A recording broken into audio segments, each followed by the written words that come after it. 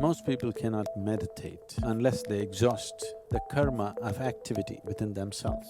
People say, I think I'm meditating wrong. I always say, oh, no, you're doing it right. Because when you notice that your body wants to get up and check your cell phone or have a cup of coffee, and you become aware that it's on autopilot and wants to do that, and you say, come on over here, and you return it back to the present moment, you're executing a will now that's greater than the program. You will be naturally meditative 24 hours of the day. So many people, including myself, have so much baggage around meditation. And in this video, I'm going to tell you why most people struggle with it and how you can overcome those exact struggles. And this is coming from someone who completely dismissed any form of meditation until the age of 20, and then threw himself into the art of sitting still and spent 8 days in the presence of Sadhguru without speaking a word, and meditating for 4 to 8 hours every day. That being said, this is not the ultimate guide to meditation, but coming from someone who is very real with it and who still has moments of difficulties practicing it. So hopefully you can relate to it, and these are the 4 tips that have really helped me develop the meditation practice I know will help you as well. As a bonus at the end, I'll reveal the best way to start your practice, because sitting down can be the hardest part. Meditation is not an impairment, that if you're meditative, you have to close your eyes and be limited to one place. The first reason why most people struggle with meditation is lack of movement.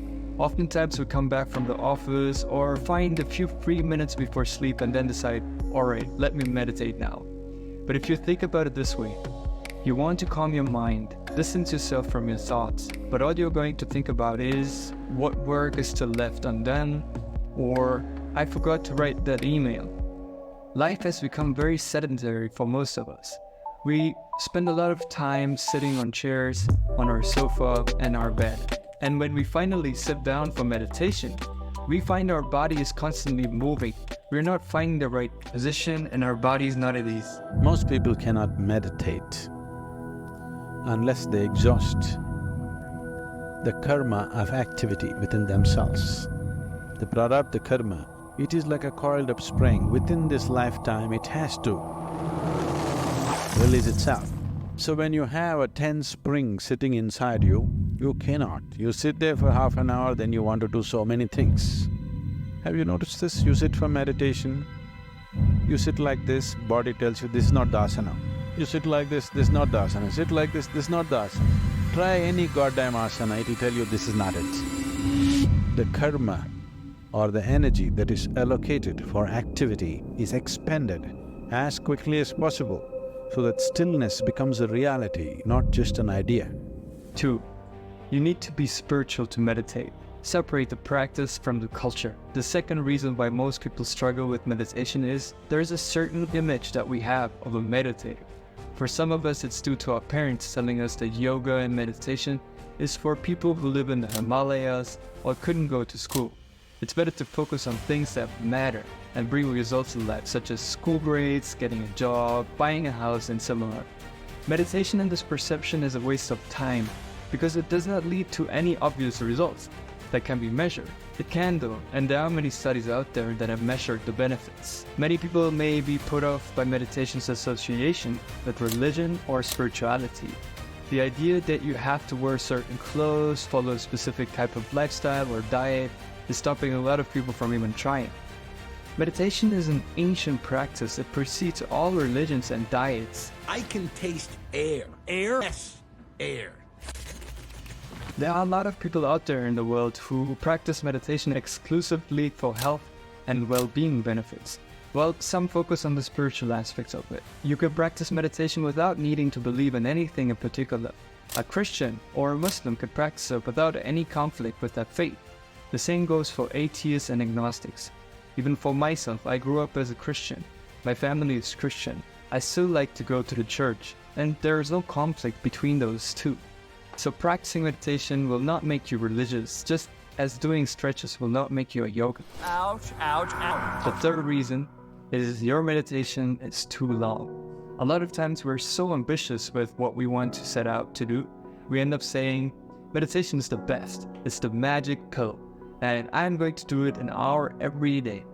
but that's like saying you're going to start running 5 miles every single day, and you don't really run ever.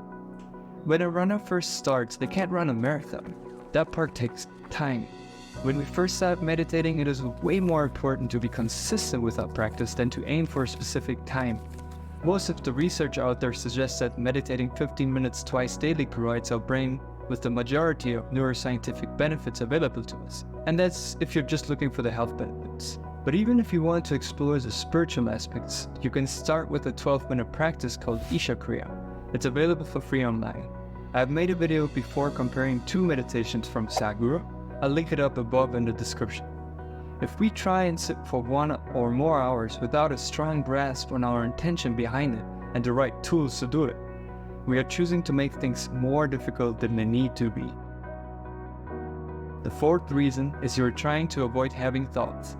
There's a common misconception about meditation that to do it successfully, we have to remove all forms of thoughts from our minds entirely. Okay. Simply empty your mind. Unlike many other endeavors in life, the success of our meditation efforts depends on our attitude. It doesn't matter how much skill we have or how many years we've practiced meditation. If we go into it without strong expectation or an attachment to rigid goals and time frames, then meditation can be a success. I figured it out. You've successfully unlocked a bonus point. Here's my best tip how to get started in the first place. Sitting down for meditation can oftentimes be the hardest part. Kind of like putting your shoes on when going out for a run can be the hardest part. Then once you're out in your running clothes and your running shoes, headphones plugged in, you feel like, I did not get dressed for nothing. If I'm already here, I might as well do it. To get around meditation with that initial resistance or lack of motivation, what I found work is sitting down without thinking about how much time I will sit and what type of meditation I will, but simply settling down and taking 3 deep breaths. By now, I have already closed my eyes and continue my practice. Sometimes my body does not immediately settle down, so what I do here is the preparatory asanas or postures which I've learned during the inner engineering program with Sadhguru. If you haven't done the program, I highly suggest checking out the video I link below in the description to learn more. A little bit of stretching and working on your hip, knee, and ankle mobility goes a long way in finding comfort sitting on the floor. I really hope that these tips help you commit to your meditation practice. I'll see you in the next video.